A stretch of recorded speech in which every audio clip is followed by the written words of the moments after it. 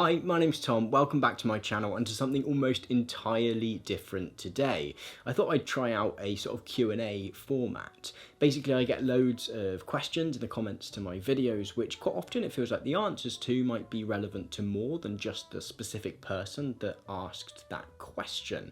And so I thought maybe this might be something that every so often could be an interesting thing to try out. So about a week or so ago, I put out a community post, which will probably pop up in some of your YouTube feeds, probably not everyone's, just sort of throwing the door open to any questions really, either on topics that I've covered in some of my What the Theory videos, some more sort of general academic-y questions, maybe inspired by some of my sort of PhD vlog type stuff, or pretty much anything as long as it seemed well intentioned and like the answers might be relevant to lots of people. Now I can't see this video being one that YouTube decides to push out to lots of people who haven't subscribed, but if you are new around here and this seems like your kind of thing, then please do consider subscribing. With that out of the way, however, let's kind of see what people wanted to know, shall we? So the first two questions come from some of my patrons who I'm very grateful to for signing up to support what I do here. Obviously, if you would like to do the same, then please do check out my Patreon page. And the first question comes from Lawrence, who asks, a question about the Society of the Spectacle video I did recently, and how we might be able to use that to look specifically at literature or films. So I think this is a really good question, particularly in my Society of the Spectacle videos. I haven't really done sort of examples of how we might use them to analyse a kind of cultural text of some description in the same way that I have in a lot of my previous videos. Sorry about that. But I suppose there's sort of two key ways in which we can use any theory like Society of the Spectacle, which kind of sit within a sort of critical theory area in sort of analysing literature, film, performance, television, etc. Now the first approach would probably be quite similar to maybe what I did in the Society of the Spectacle video, where I used the De Boer's idea of the spectacle to look at Black Mirror. We kind of used the ideas there to sort of unpick what was going on in the narrative of the show, which can be a really useful way of using sort of some critical theory ideas in just giving us a way of sort of opening up a text in terms of its narratives and themes. The other way, however, is to use it to explore sort of what that text is doing in relation to wider sort of society, the sort of society in which it is being put out into. So for example, there was a recent Netflix special which was a filmed performance of Bruce Springsteen's Broadway show, and in that he talks about how the sort of facade he built up around himself as this kind of like working class hero, sort of working in a factory and then running away in a car, was actually just all entirely made up. And so there's something really interesting in that, particularly when we look at the context of sort of a political discourse in which sort of that idea of the sort of authentic working class person has become sort of privileged actor within political discourse in terms of sort of populism and sort of Trump and Brexit, etc. That sort of appeal to that kind of person, but often that person being a sort of fictitious version of a real person.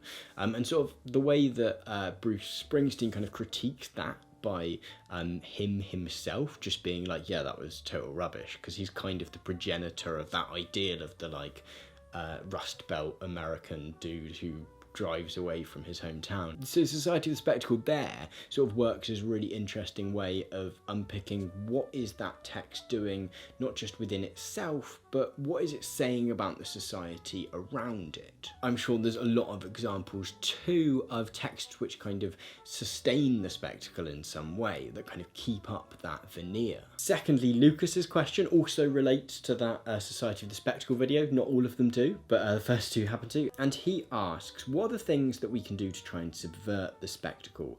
Most of the time it feels like an impossible task. It seems to me that being aware of it is not enough, as it's so easy to fall prey to the spectacle. We're all searching for real connection and true belonging in a world so focused on appearances. So this is something I'm going to look at in my next Society of the Spectacle video, so I don't want to entirely give the game away here, because then maybe no one will watch that one.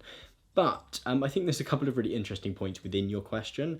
The first is that kind of being aware of it not being enough. And this is actually a sort of critique that Jacques Rancière makes in his book, The Emancipated Spectator, where he kind of says that theory potentially has moved beyond us looking beneath ideology to kind of the material ways in which the world works, and to looking at this notion of the spectacle and kind of going, yes, everything is a spectacle, well done me. And actually he suggests that, no, we need to go one step beyond that and notice it and then work out ways to subvert it and ways to bring conversations back to the real lives that people live. And so, as we'll look at in my next video, De Boer and the Situationists had this idea of like detournement, which is sort of parody in a way, this kind of idea of taking like adverts and kind of subverting them in some way, in a way that kind of reveals their ridiculousness. We might look at the work of kind of Adbusters, sort of slightly more recently, who launched the Occupy movement, because they do a lot of work where they'll sort of take a famous advert and sort of subvert it in some way. But I suppose it is really about bringing things back to us being in the same rooms, having conversations about our lives rather than the stuff that exists around that. In my next video in particular, I'm really interested in discussing the idea of like debates. We kind of have this big thing about televised debates these days, where actually the real issues aren't at the heart of that debate. It's more about sort of two figures coming on stage and sort of warring over and one trying to win. And I think in short, it's about bringing it back to the discussion of actual ideas and actually making people's lives better, rather than the spectacle of sort of political debate as it is at the moment. Okay, spectacle questions done now. We're going to move on to one from Yonki, sorry, I'm going to be really bad with names in this video. I do genuinely try. Who asks, how do we interact with writings of fascist sympathizers? I'm very upset that in my country high school, students have to read the works of people who were in the 20s and 40s members of the Romanian Fascist Party. The works are not explicitly fascistic, though you can really find some proto-fascistic ideas there. So I think this is a really interesting idea and something which comes up a lot in academia, particularly when we're looking at ideas from the past. Like Kant, for example, was pretty racist. In fact, I think Lefttube maybe has done a video on that. I think what's really interesting about your question is that you're really noticing that even though some of these ideas aren't explicitly sort of fascistic ideas, as you say, that there's still sort of elements of that within them. So the futurists, for example, a lot of their ideas revolve around them wanting a war, not particularly because they had something they wanted to fight for, but they sort of saw it as this opportunity to purge the earth in some way. And there's a clear element of sort of fascistic sentiment within that. So we kind of have to be careful that we're not assuming that the ideas we are taking are not related to the ideas we're not. I would always, if I was to draw on someone whose ideas elsewhere were slightly more bad, I'm going to say, then I would always be sure to sort of caveat that within an essay or within a video, for example. Now I got 4 questions asking me how my PhD was going, sort of whether I was teaching, etc. at the moment, what I'm planning on doing after I graduate, which is very nice. Thank you very much. It's very considerate of you all to ask. So yeah, for those of you who don't know, I'm currently coming towards the end of my PhD, which is in theatre, and it's going okay is sort of the answer to that. I've got a good few months left and I feel like it's kind of getting there. I've very much almost got a first draft of everything, although I've got quite a lot of rewriting to do. In the UK at least, when you submit your thesis is sort of slightly flexible. You get 3 years of funding and then you kind of can have a 4th year in which you write up. I'm hoping to not use too much of that 4th year because there's no money to do so. But yeah, it's going quite well, thank you very much. And in terms of what I'm going to do after I graduate, suggestions below? I'm not sure yet. I'll work something out, I'm sure. Now, Radia and Sumia both suggest that they are students themselves, and they're currently struggling to find topics for papers. I'm afraid I'm probably not able to give any specific suggestions because I don't know what the marking criteria of your paper is. I don't know what particular is your interest. And my biggest advice would be, whenever you're embarking on putting together an essay or a paper, etc., to always find something which really excites you in some way. Even the shortest of essays takes a decent amount of time to both research and then write and then redraft and then edit. And I think it's really important that you find something that is going to be interesting enough to you, that is going to kind of sustain you through that. Also, when I'm marking essays, I quite often find that you can tell who are the students that have found a topic that's really excited them, because that kind of comes through in the way you write. So yeah, I mainly say find something that excites you and try and find something fairly early on. It's better to sort of have an idea which you then change as you go along and read a little bit more, than it is to put off deciding on what your topic for an essay is going to be, and then sort of don't have something to start with. Sorry if that's very, very vague advice. I was trying to hope that might be useful to a lot of people. But yeah, find something that excites you rather than trying to find something which you think is like a good topic for the marking criteria. The BMO 4538 asks, how do you think that modern art relates to the modern condition, and in the same way postmodern art to its postmodern condition? Okay, so I think I sort of try to link these things together in my modernism and postmodernism videos.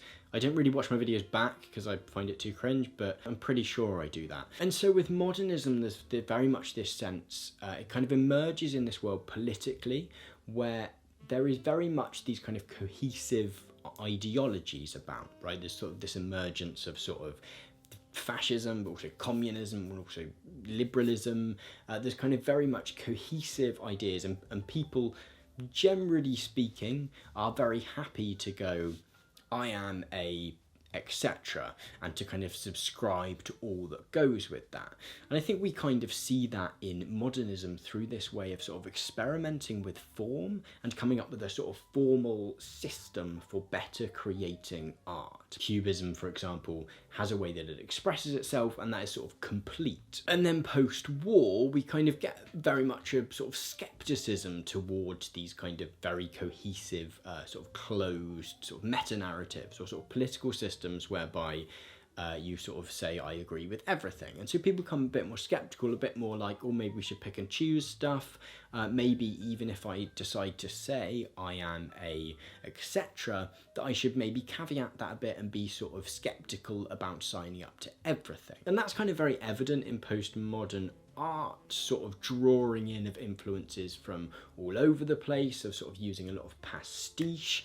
There's very much an irony and a question everything to postmodern art. And so yes, I think there is a massive link between the societies in which those art forms emerged and the forms themselves. So Jan Horsky asks, what are your thoughts on BreadTube? So for the uninitiated, BreadTube's kind of a unofficial grouping or name given to a bunch of YouTube channels which make generally left-leaning content. Generally good, I suppose. Like it's really cool that for a number of years there was a kind of really strong like alt-right presence on YouTube, and to a great extent there still is, but for a long time that was sort of all there was. And it's really exciting to see channels coming through that are questioning some of that stuff, that are making far more optimistic content, to be honest. It's that really kind of positive about being able to change the world and talk about big ideas.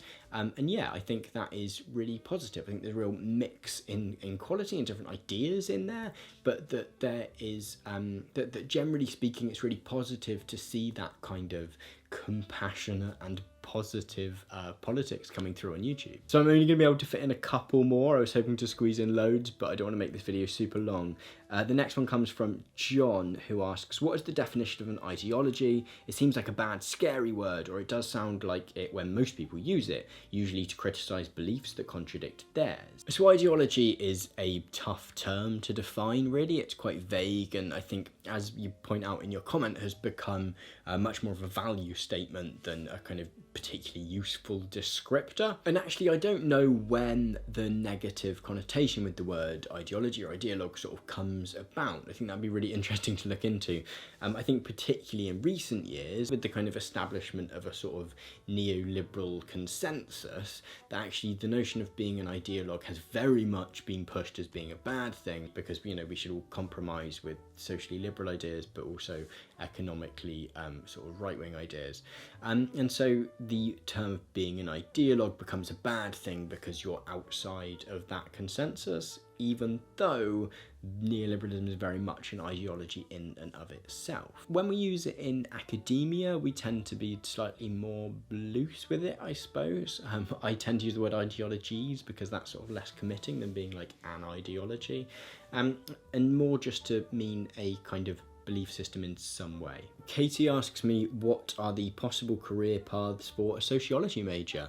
And I don't know, I'm sorry, sociologist maybe? If you're majoring in sociology, I'm sure your university or college will have like a careers office who may be helpful in that. I think there's lots of ways that people who do sociology go off into. You know, you can work for a think tank, you can work for a university doing research, you can work for you know, in politics in some way, but yeah, I'm sorry, I'm not quite the person to answer that question. Radia says that she is a PhD student of comparative literature and haven't submitted my research proposal, and I feel confused because I do have a topic in mind and I'm doing a lot of reading. Each time I read an article I find new information that makes me even harder to decide on the topic. So this very much relates to what I was talking about earlier, in terms of like picking something and then working with that thing you've already got. Pick a piece of literature, for example, you want to write about, pick a kind of theoretical angle you might take, and then use your reading to sort of modify that, rather than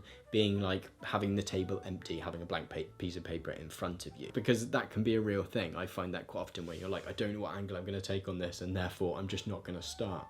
But I'd suggest like just kind of planting your flag in the sand and being like, I'm going to take this theoretical approach to discussing this book, and then as you do more reading, allowing yourself to sort of modify that. That will also give you very much a direction when you're doing your reading, because you'll be like, this is the path I'm on, and therefore I will read things which are going to inform this theoretical approach. There's this phrase in creative writing which is, don't get it right, get it written. And that would be my suggestion, would be just get some words on paper and then you can modify them when you come to redraft. Omar asks, what's best about cultural studies? Why majoring on it?